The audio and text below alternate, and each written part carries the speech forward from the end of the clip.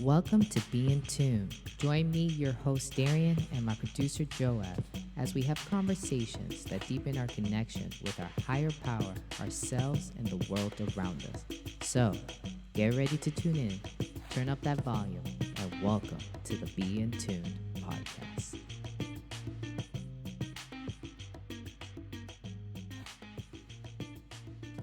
Hello. Welcome to another episode of Be Into Podcast. It's another week, another episode. Whoop, whoop.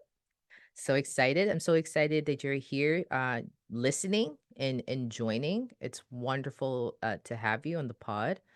Um, so how do I want to start off the pod? I'll just start off by saying how I'm doing. I'm doing okay. I had a pretty busy couple of weeks, especially this past week. It was good. It was good. I got some things done. Um, when you're just like productive and you're getting a lot, but you're productive, but you're still doing a lot. You could get kind of tired and stressed out as well. So even though you're accomplishing tasks, it doesn't mean that the stress of accomplishing such tasks go away. And that's what was happening for me. So I'm just so grateful for the weekend. I love me a good weekend, and I'm so grateful that this weekend, on this Sunday morning, I was able to sleep in. Felt like a college student all over again. I was actually, you know, able to sleep in several hours. Not that I'm saying all college students do that, but at least that's what I did when I was in college. So yeah. And now a question that I want to leave you with all, because that's kind of something I want to do. I want to like leave you with like, just some reflective questions. What are you doing to manage your stress? What is something that you do to manage your stress? For me, I'm finding that it's very important to stick with my routines. So I do have a routine of working out in the mornings, getting a certain amount of hours of sleep, and I'm also picking up journaling again. I haven't done that in a while. I'm a little inconsistent with it, not gonna lie. I'm sure some of you can agree with that. Some of you are like, me too. Um, but did you guys know, for those of you who are iPhone users, like the last update, iPhone just dropped like a journal app. No one asked for it. No one definitely asked for it, but they just did it. It was kind of like what they did years ago when they dropped the U2's album on like people's like iTunes. No one asked for that either, but for some people, they were like, "This was a dope album." So, and they're a great band. Not gonna lie, they're a really good band. So I'm like, okay, but yeah, they just did this where they just dropped a journal app.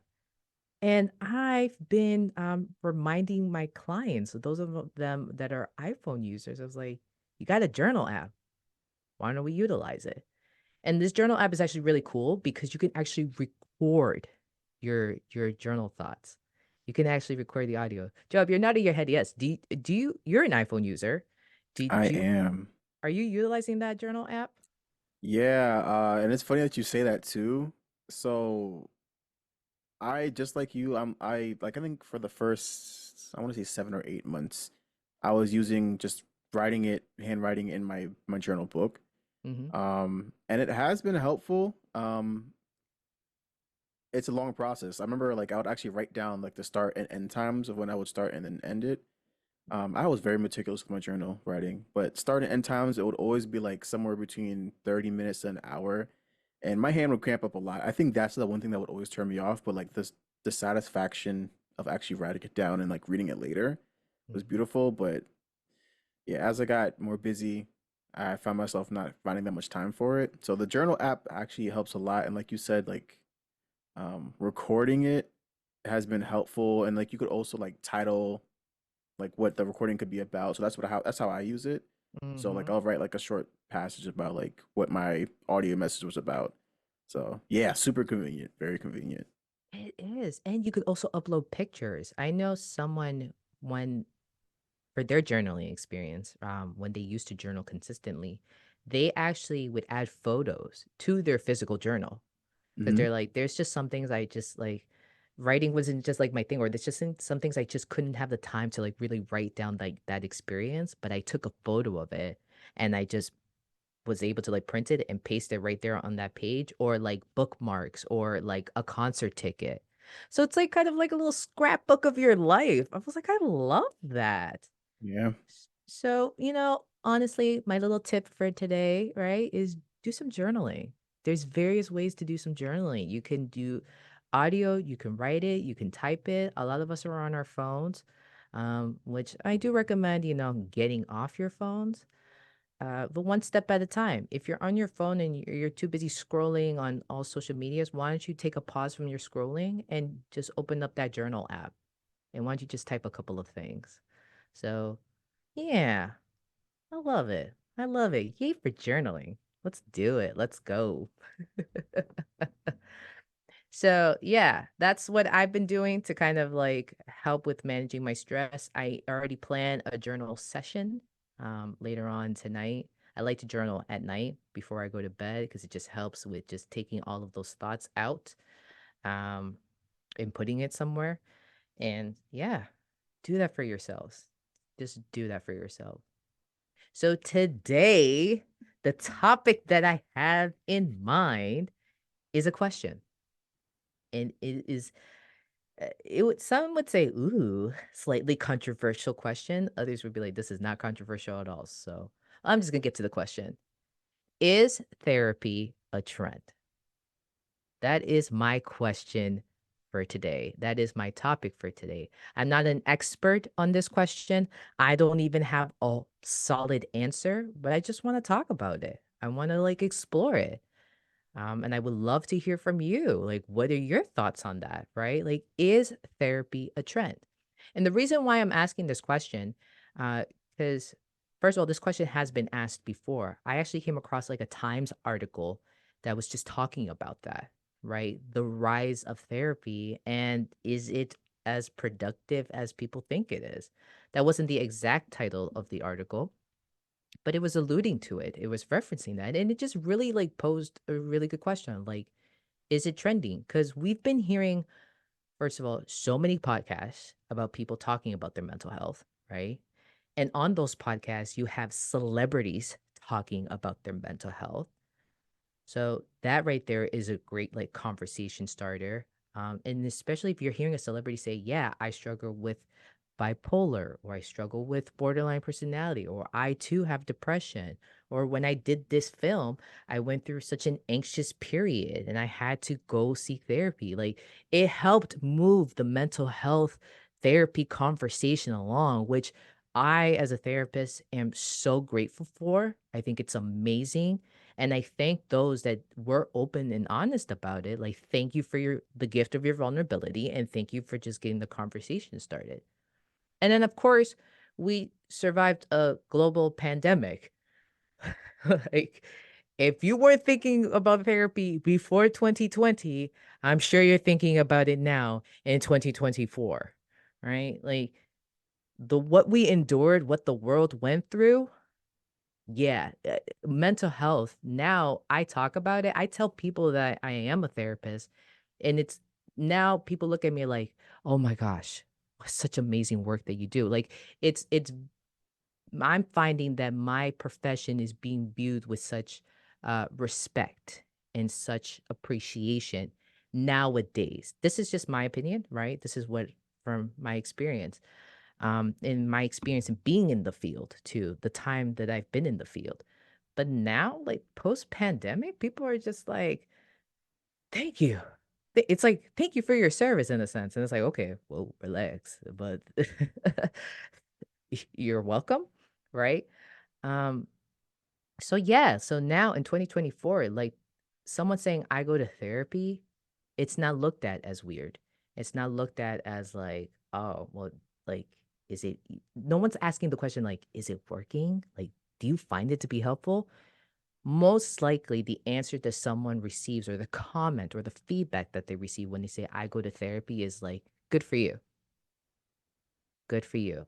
That is awesome. And now it seems like everyone is going to therapy. Now it seems like it's like kind of popular to go to therapy. Millennials, I'm a millennial, right? Millennials, we're very open to going to therapy. It depends on which millennials you're kind of talking to. There's some older millennials that could be like, nah. But then there's some that are like, yay. there's still some people in my generation that are just like a little iffy about it. Like, is it really going to be helpful? Or I already know what I need to do, right? I already know what I need to do. So, do I really need someone to talk to? But Gen Zs, I find to be very, very open about it. That like some I've talked to some, they're like, yeah, my friends go to therapy, so they're very supportive of it, of me going to therapy. Like, and they have these discussions and such. Older generation is, let me say older than millennials as well. They are some are definitely open to therapy for sure. I do have some clients, some clientele that are from a different generation, right? So therefore, I can't say that they're not because what I'm seeing contradicts that. But in this generation of like Gen Z, it is so popular. And then a lot of content out there on social media, especially like TikTok, they're talking about mental health. Like I've had some people talk to me and say, I saw this on TikTok and this made me realize that I may have this diagnosis. I'm like, okay, we should be mindful of what the internet puts out there, right?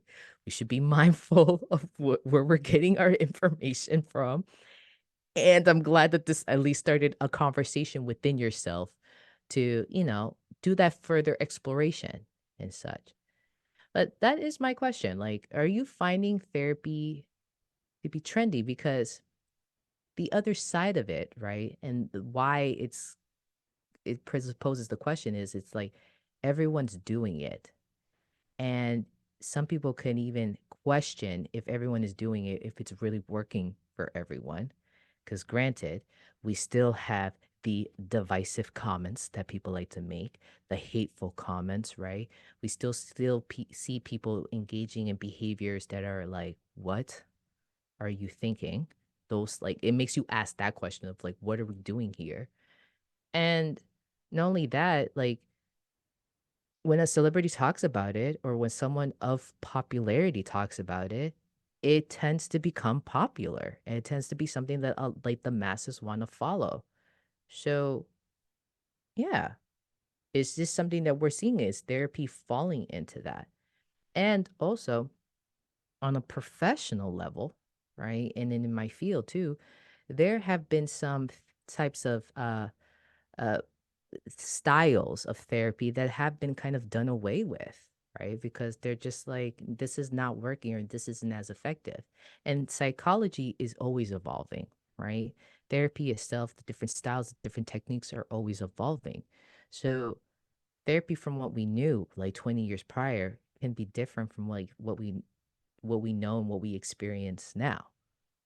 So Joe, I kind of want to ask you this question. What do you think about that? Do you think therapy is trendy? Yeah, I mean, while I was thinking about that, I think the first thing I thought about was like, at least the way I see it is it's trendy, like the topic is, or what's trending, the topic or the growth you get out of it. And I feel like they're two completely different things because you could have, like you said, like the celebrities, everyone's talking about therapy, like the practice, like going to therapy, doing therapy. But I feel like one thing you don't really hear too much about that's not as highlighted is like the growth, the benefit of growing through the therapy process. It's weird because you would think, okay, if you hear this, you see this big trend of everyone going to therapy, but you don't really hear as much about where these same people like the growth that they're experiencing through the therapy process. Because if you're going to therapy, um, quote unquote, you should see some type of growth, but I guess that also depends on what are they actually doing in the therapy practice as well. So I don't know. It's hard to say like therapy because I think of it like it's like an umbrella term. There's different Mm. things that can be done underneath therapy. But yeah, just to say if it's a trend, I mean, I don't know. It sounds like it's being brought to light, like you said, like it's getting the conversation started. But I don't know, like you said, there's still a lot of hate, there's a lot of hurt going on, and I'm just wondering if that's like a result of maybe just how much deep trauma or how much deep um the hurt really goes, and it actually takes a long time for that process to really like mend itself again. So I don't know. It's Yeah, hard to think about that. it is. It is. I love when you the way you divided that though, because you were like, is it therapy that is like, uh trending, or is it like the discussion of growth that we're not hearing about, right?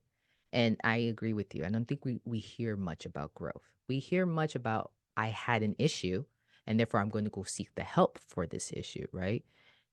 And I don't find that we're talking more about like what does that entail though? What happens when you go seek the help for that issue? What does growth look like? There's this quote. It says that change is inevitable, growth is optional. And I think it was John C. Maxwell that said that. Look it up. I mean, don't quote me on that quote, right? Look it up. And growth is optional. Let's look at that piece right there. So now we're gonna take this a little deeper. We're gonna go a little sidestep here, right? Um, it is very no, I don't want to say it's easy. It is difficult to first of all say I have a problem. And it is also very difficult to say I gotta go get some help for that problem, right? Um, but that's from what I find, that's like the first part of it. That's the like that's those are the first few steps. And it's such a courageous step, first of all. Let me not invalidate some people out here. Some of you have literally have said, I can't do this anymore. I'm coming from a family full of like some generational trauma, right? Or I myself am finding that I just can't function the way I used to, or I'm noticing that I'm having a hard time being like the best version of me in my relationship. So I'm gonna go seek that help. If you have had said, I have a problem and I need to go get some help, like kudos to you. Like, Joel, we need to put some like applause noise in this because that deserves a huge round of applause because that is such a courageous step that you took because you got vulnerable.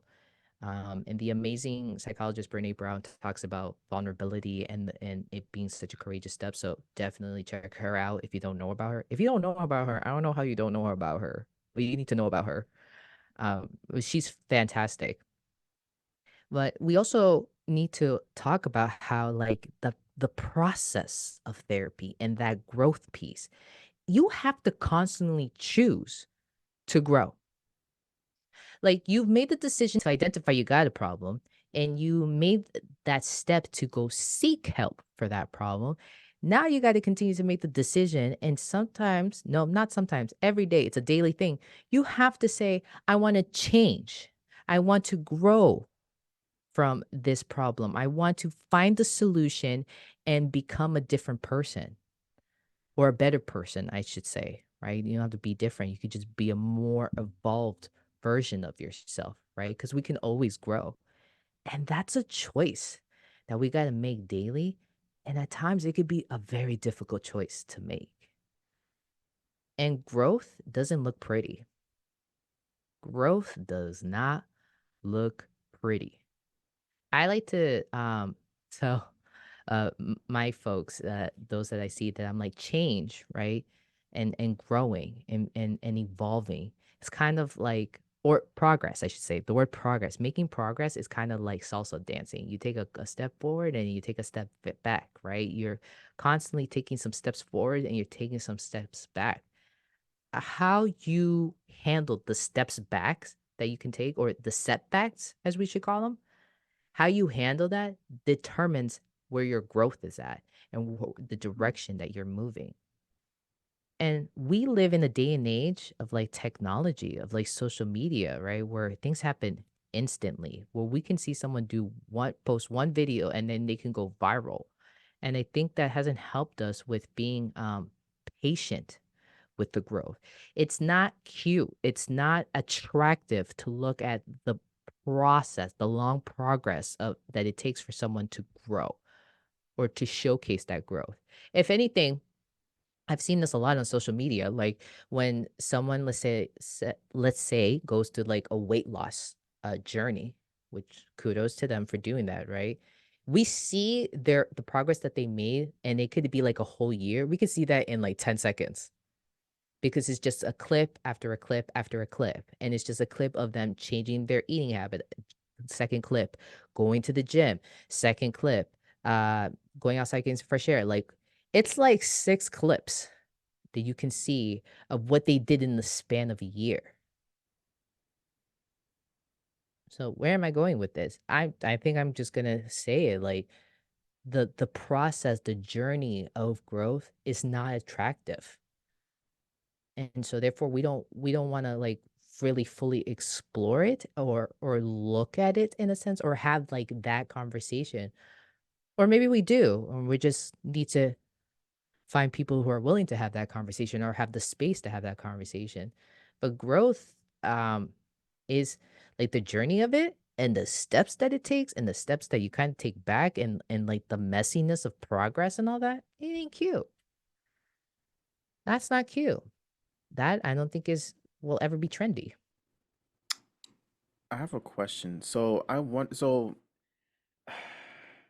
yeah, like if we emphasize just like I guess going with the same like working out routine of like seeing 6 clips in like the span of a year though, if we advertised the growth like that, not the beginning and end, but like the duration and how brutal and sometimes brutal and how hard it is, would it still be trendy? Would it still get the same traction as, the before and afters do? Because I think that's what gets the most clicks. You see someone, you know, go from an unhealthy state to a much better healthy state. That always gets views, that always gets clicks, but the duration process, I feel like that doesn't really get explored as much. But would that get as much traction? Mm. I honestly don't know. I don't Eh, know. Because we do, I have to say this, and it's definitely about the generation that's coming up, right? The Gen Zs. One thing I can say, what I have observed, right, is that they do value like a level of transparency. Like they do value that of like the realness of it. And maybe it's not just them. I think there are some people that can appreciate. Actually, let me change directions here. You know those like videos that we've seen of people like crying like on social media or just like taking a video of saying like I'm having such a hard day right now and I'm letting y'all see my tears right now. I'm being vulnerable um with you on this very public platform. So you could just see that sometimes it ain't just all sunshine and rainbows for me. Those videos tend to be popular as well. mm, They tend to be popular as well.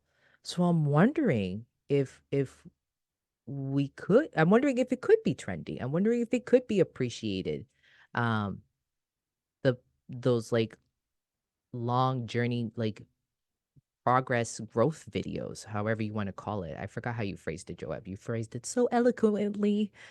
Um so I, yeah, go ahead. but it's so interesting that you say that with the crying videos because and I mean, I've seen this on other, like, people comment this as well, like, oh, it's like fake tears, or it's like, why are you recording, yourself crying? It's like it's we pick and choose certain things, Mm, and like those tend to go viral. But I could definitely say like, yeah, there have been several posts that I've seen where people are genuinely like crying or expressing some type of pain, um, that they're genuinely feeling. But some people will label that as, oh, like they're just crying, they're fake tears, they're trying to get clicks or trying to get views. Um, and I think, again, if you advertise the journey, because I feel like what we're seeing in that clip of someone crying is we're just seeing them in that moment, that moment of honestly a cry for help, really. But this is that one moment out of, this could be months, years of like what they've really been going through, and like they've gotten to that breaking point of like, okay, like I need to share this with somebody because if I keep this in, it's not going to be helpful at all. So I think it really is perspective. But it's like with how trends and how these things go, it's like I feel like kind of perspective really goes out the window when it comes to trends. It's hard to really like take it for the full picture that it is. mm. I like that line though. Perspective tends to go out the window when it comes to trends. Yeah. Yeah. No, you're not wrong. You're not wrong. I completely agree with you about like, yeah, someone's being open and well, open and transparent. I find them to be the same thing, but they're being open and they're being real and they're engaging in vulnerability and someone could just be like, that's not real. That's fake and such. And that is their perspective. So I don't know. I don't know. But you know what? You know something about perspective? And I think I'm gonna kind of end with this as well. There's something that is talked about in dialectical behavioral therapy, and it's called dialectical thinking. The word dialect in this therapy means a synthesis of opposites. So that means that two things can be true. Like opposites can coexist, right? We I think as a society sometimes feel like we have to choose what is right and what is wrong, right? And we have to choose between two options of this option A is correct and this option B is incorrect, right? Or vice versa. When in reality, we're living in a society full of opposites and we're coexisting. For example, not to get really political here, but you do have a Democratic and a Republican Party in this country. They coexist, right? You have, um, what is it? Just in nature itself, the sun and the moon. One comes out and creates such brightness and light, and the other one comes out when there is such darkness and such. But it coexists. So that means that people's perspectives can coexist. But in dialectical thinking, it encourages us, or it reminds us of four things, right? That opposites can coexist, that we're all connected in some way, and change is the only constant in this world, right? And also that change is transactional. But let's look at that third point, right? The change is the only constant. That means that change is always happening. That also means that your perspective can change, right? And if perspective can change, right, that means that what could be considered trendy or not, it changes at the end of the day. So maybe this is my final answer to this question. For now, at least for today, right? Because I ain't trying to have this pod go for 3 hours, right? But it is about perspective. But what I'm going to encourage you all to do is to have some form of dialectical thinking and remember that your perspective can change because what you think now can be different 6 months from now. Because you know what is happening? You're changing. Change is the only constant. The sun is, we're going around the sun, right? Right now. We're not feeling it, but the earth is literally moving. And it's okay to also hold space for different perspectives. It's okay to hold space for different points of views. I actually really encourage people to do that because right now we're just living in a world or in a society that's like, no, you have to see things from my way and agree with this only. Either you agree with it or you don't. So, two questions for you to think about. Is therapy trending? And then the second question I want to throw in here and to end with it, right? Can you hold space for multiple perspectives? All right, y'all. I think that's a good point, a good place to end. So, thank you for joining us. You take care. All right. And remember, be in tune. Peace.